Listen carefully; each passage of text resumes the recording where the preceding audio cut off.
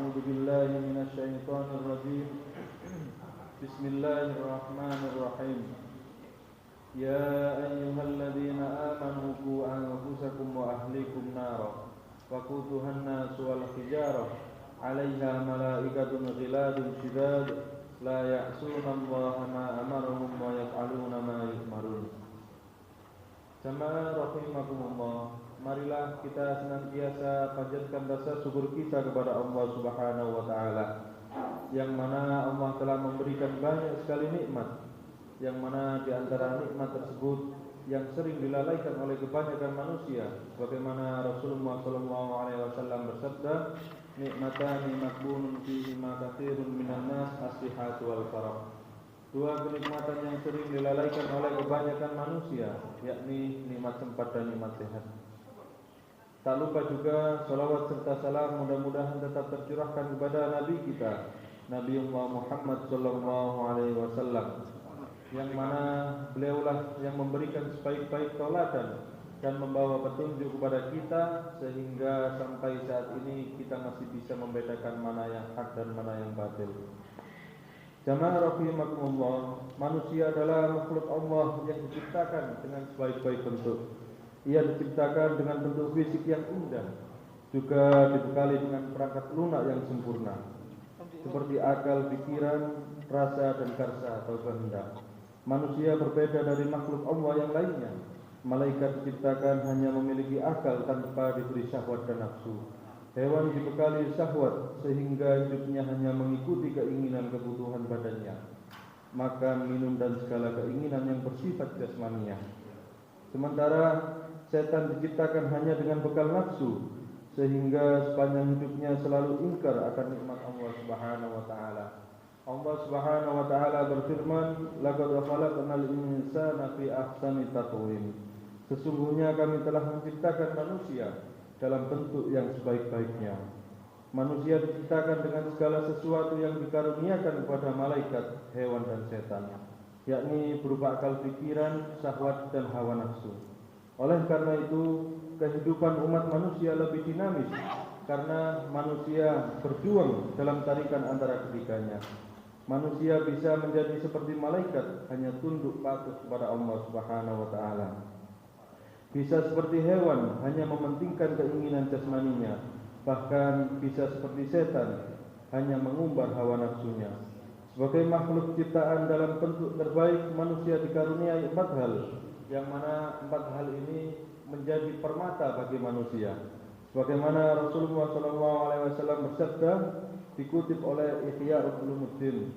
Qala Rasulullah SAW, arba'atu jawahira fi jismi bani Adam, yuzaluha arba'atu asya' ammal jawahiru fal aqlu wad dinu wal haya'u wal amalus sholih. Rasulullah SAW bersabda, ada 4 permata dalam tubuh manusia yang dapat hilang karena 4 hal. 4 permata tersebut adalah akal, agama, sifat malu, dan amal soleh. Akal adalah alat untuk memahami agama. Agama adalah rambu-rambu atau aturan yang memberikan arah pada manusia. Sifat malu adalah pengendali, dan amal soleh adalah buah daripada akal memahami agama dengan mengendali berupa sifat malu tadi. Akal menjadi pemimpin dalam tubuh manusia untuk memahami mana yang hak dan mana yang batil, mana yang patut, mana yang tidak, mana yang harus dikerjakan ataupun mana yang harus ditinggalkan. Ibnu Hajar Asqalani dalam kitabnya Nasihul Ibad mendefinisikan akal sebagai jawharun ruhaniyun khalaqahum Allah Ta'ala muta'allaqan bi badnil insan yu'rafu bihil haqq wal batil. Permata ruhani ciptaan Allah yang berada dalam jasad manusia untuk mengetahui sesuatu yang hak dan batil. Jamaah rahimakumullah, permata yang kedua yang dikaruniakan Allah kepada manusia adalah ad-din, agama. Agama adalah aturan atau norma yang mengarahkan akal manusia untuk menerima hal-hal yang baik, hal-hal yang layak, dan hal-hal yang pantas. Agama menjadi pedoman bagaimana manusia menjalani hidupnya, bagaimana mengendalikan syahwat dan nafsunya. Akal sehat akan mengarahkan kita dapat menerima agama yang hanif, yang lurus. yang mampu memberikan ketenangan baik lahir maupun batin, dan dapat melahirkan sifat pengendali atau malu, serta membuahkan amal soleh. Malu merupakan sifat yang dikembangkan oleh agama untuk mengendalikan perilaku manusia yang dapat membedakan kita dengan hewan ataupun dengan setan. Oleh karena itu Ibnu Hajar Asqalani membagi malu menjadi dua, yakni hayaun nafsiyun dan hayaun imaniyun. Adapun hayaun nafsiyun adalah rasa malu untuk memperlihatkan auratnya dan lain sebagainya. Sementara itu hayaun imaniyun adalah ayyamna'al mu'min min fi'lil ma'asi khaufan minallah. Ketika seorang mukmin mampu mencegah dirinya untuk berbuat maksiat karena takut kepada Allah Subhanahu wa taala. Sifat ini hanya diberikan pada orang mukmin yang mampu menggunakan akalnya untuk memahami perintah dan larangan Allah.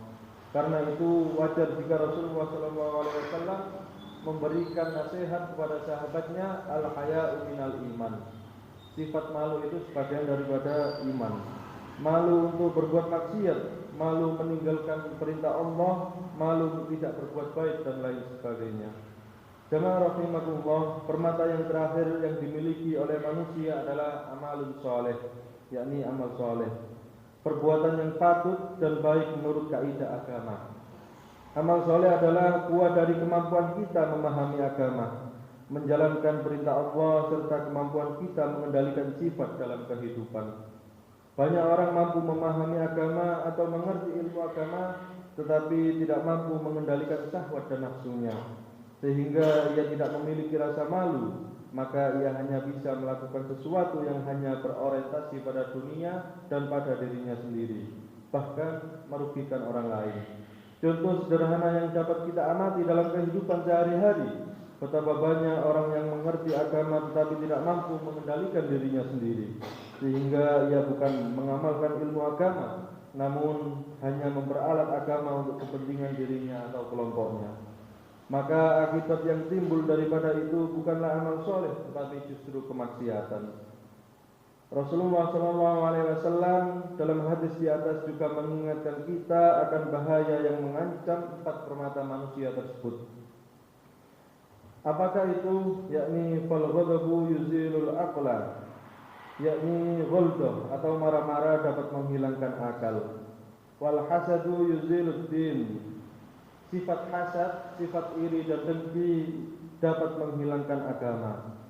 Wat tama'u yuzilul haya, sifat tamak atau keserakahan dapat menghilangkan sifat malu, rasa malu. Wal ghibah yuzilul amalus soleh, dan ghibah atau menggunjing dapat menghilangkan amal soleh. Ma'asyiral muslimin rahimakumullah, semoga kita dapat mengoptimalkan permata yang ada dalam kehidupan kita untuk menjadi insan pilihan dan termasuk dalam kategori golongan orang-orang yang muttaqin, yang bertakwa. Mungkin sedikit yang bisa saya sampaikan. Wabillahi taufiq wal hidayah. Wassalamualaikum warahmatullahi wabarakatuh.